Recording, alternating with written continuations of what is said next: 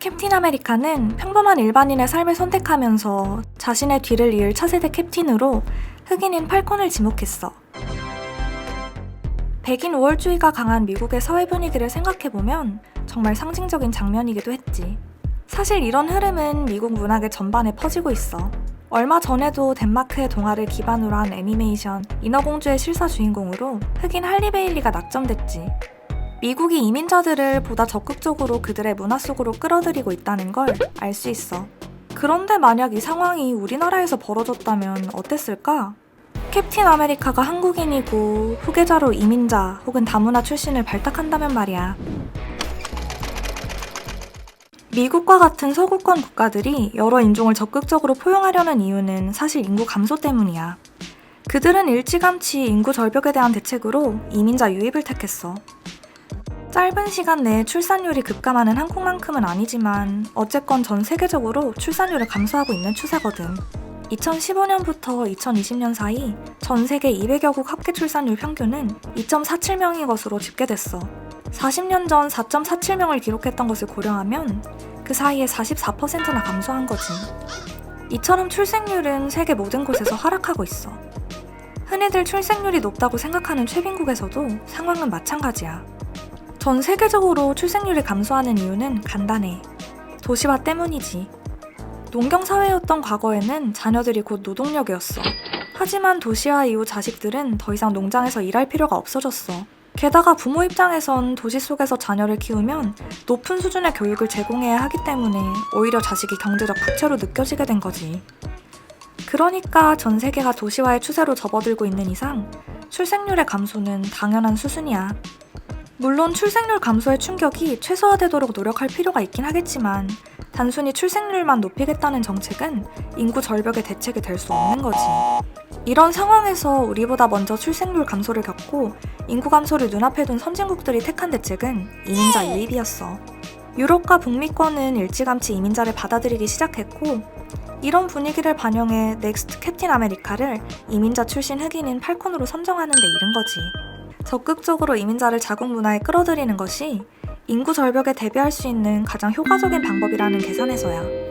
미국 월스트리트 저널은 유럽 대륙이 이민자를 받아들이지 않았더라면 지난 20년간 인구가 감소했을 거라고 보고 있어. 또 2015년 국제이민보고서는 2020년 이후 미국과 캐나다의 유일한 인구 증가 동인이 이민이 될 거라고 예측했어. 물론 최근에는 유럽이나 미국에서 극우 세력이 집권하면서 반이민 정책이 주를 이루고 있긴 해.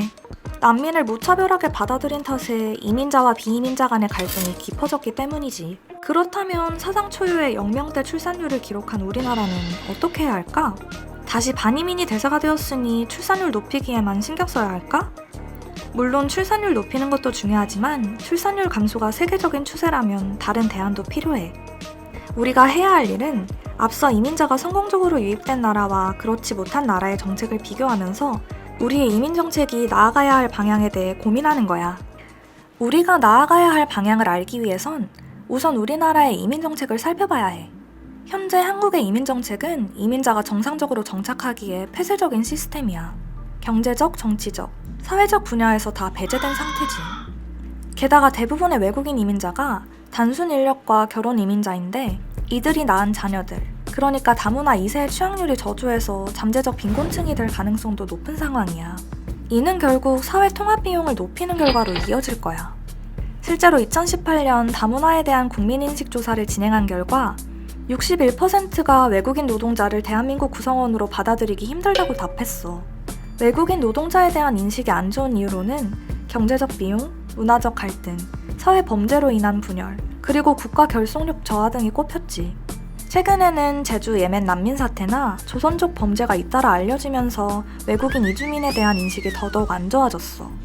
게다가 대표적인 다문화 국가인 미국도 트럼프 대통령이 집권하면서 반이민 정책을 펴고 있는 상황이고 유럽 일부 국가들도 난민 범죄로 몸살을 앓으면서 반이민주의의 기조를 보이고 있어. 그럼 우리가 이민자들에 대해 아는 정보가 어디까지 사실일까? 우선 미국의 경우를 살펴볼게. 2016년 한 보고서에 따르면 미국의 합법적인 이민자들은 고도의 숙련 노동 부족을 메우고 기업가적 추진력으로 새로운 일자리를 창출한 것으로 나타났어. 뿐만 아니라 기존의 일자리를 두고 이민자와 원주민 간의 경쟁은 거의 없었다고 결론 지었어. 결국 미국은 이민자들을 받아들여서 경제를 더 성장시키고 이민자뿐만 아니라 원주민도 잘 살게 만든 거지. 생각해봐. 합법적인 이민자들이 정착해서 돈을 번다면 그들은 아주 착실한 납세자가 된다는 뜻이기도 하잖아. 미국보다 더 많은 이민자를 받아들인 나라가 캐나다인데 캐나다 인구의 20%는 캐나다에서 태어나지 않은 이민자들이야. 캐나다가 왜 이렇게 이민자를 많이 받았냐고? 왜냐면 그들이 그로부터 얻은 게 있기 때문이야. 우선 이민자 덕분에 캐나다의 인구는 계속해서 성장하고 있어. 고령화 진행 속도도 더딘 편이지. 캐나다 이민자의 평균 연령이 일반 캐나다인의 평균 연령보다 7살 어리기 때문이야. 물론 인구만 늘어난다고 좋은 건 아니야. 그들이 얼마나 캐나다 사회에 도움이 되는지, 또 여러 문화가 섞이면서 갈등이 생기지 않는지도 확인해 볼 필요가 있어. 우선 캐나다의 이민자들은 평균적으로 캐나다 본토박이들보다 교육 수준이 높대. 당연히 캐나다의 경제를 성장시키는 데 도움이 되겠지. 게다가 해외 이민자가 절반 정도를 차지하는 캐나다 토론토시는 2019년 세계에서 가장 안전한 도시 6위에 올랐어. 서울은 8위를 기록했지. 주목할 점은 인구의 20%가 이주민인 캐나다는 난민에겐 굉장히 인색한 나라라는 거야. 캐나다가 1년에 받는 이민자 중에 10%만이 난민 출신이었어. 그들은 난민을 이민자로 받아들일 때조차도 그들이 캐나다의 경제에 도움이 될지 안 될지를 기준으로 받아들였어. 인도주의적인 이유로 나라가 감당할 수 없을 정도로 난민을 받아들였던 다른 나라와는 완전히 다른 이기적인 이유로 난민을 받아들인 거지. 덕분에 캐나다는 무사히 난민들을 흡수할 수 있었고 캐나다에 정착한 난민은 충실히 캐나다 사회에 기여하는 일원으로 자리 잡았어. 현재 이민의 폐쇄적인 정책을 펴는 대표 유럽 국가인 헝가리는 난민 사태 당시 다른 유럽 국가들이 평균적으로 받아들인 난민 수의 7배에 달하는 숫자를 수용했어. 무분별한 난민 수용은 부작용이 심각했고 결국 국경에 레이저 철선 장벽을 설치하는 것으로 귀결됐지. 그렇다면 우리의 인구 정책은 어때야 할까?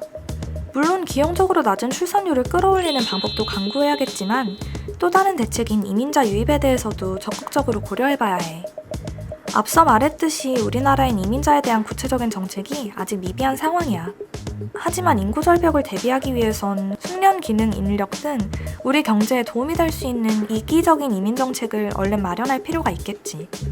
우리나라에 이미 들어와 있는 이민 가정이 성공적으로 정착해 우리 경제에 보탬이 될 수 있도록 하는 것은 말할 것도 없고 말이야. 우리보다 더 외국인 기피가 심한 일본도 인구 절벽을 앞두고 이민자를 적극적으로 받아들이기로 했어. 일본의 민족주의는 우리만큼, 아니 우리보다 더 심해서 최근까지 외국인 노동자에 대한 이민 정책이 없었어. 대부분의 외국인 노동력은 일손이 부족한 단순 노동력을 단기적으로 충당하는 방식이었지. 그러나 고령화가 지속하고 일손 부족은 더 심각해지면서 외국인 노동자를 받아들이지 않을 수 없는 상황이 온 거야. 일본은 노동력 감소로 인해 지방 도시나 산업, 기업이 소멸하지 않도록 하기 위해 지난 4월 1일부터 신출입국 관리법을 시행했어. 이를 통해 단순 노동력뿐만 아니라 일반 스킬을 지닌 외국인 근로자에게 이민에 준하는 수준의 취업 비자를 내주기 시작했어. 반이민론자들의 여론은 여전히 싸늘하지만 일본 정부 입장에선 어쩔 수 없는 선택이었어.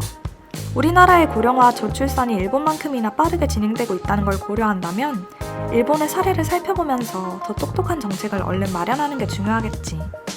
어렸을 적 대한민국은 한민족 국가라고 배우고 자란 우리에게 이민은 아직 먼 이야기로 느껴지는 게 사실이야.